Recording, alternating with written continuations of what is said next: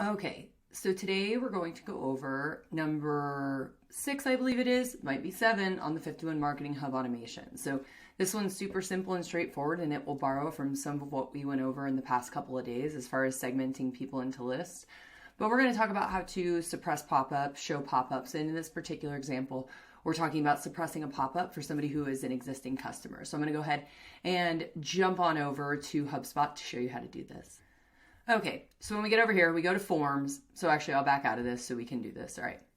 So we go to marketing, we go to lead capture, we go to forms, and you go to create form, and you're going to choose a pop-up. Okay. You could also choose slide in right, slide in left, works the same. Then we're going to go over to targeting.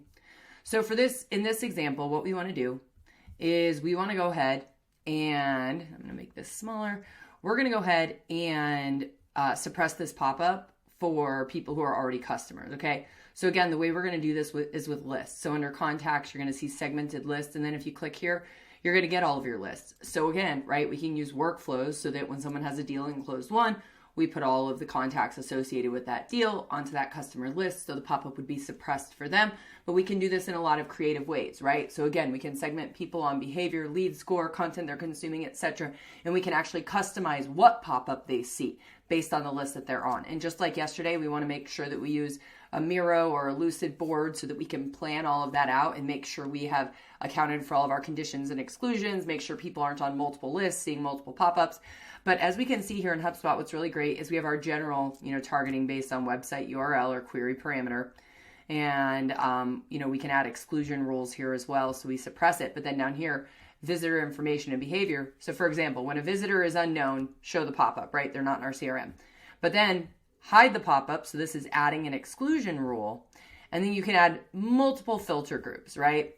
So we could also say here, when we take a look, we have segmented lists. So these are basically just your contact lists. With visitor, that's whether they are known or not known in your HubSpot account. We have device type. So if we want to suppress these pop-ups for mobile, we can do that. Browser language, country, CTA they've clicked in the past. So again, forms they've viewed in the past, number of sessions they've had, days since last visit, page visited, referral URL, SEO topic history. There are lots of things that we can use to do this targeting, so we can get very creative here and really personalize our messaging. So have fun building your pop-ups. Thanks for tuning in. Let me know if you have any questions.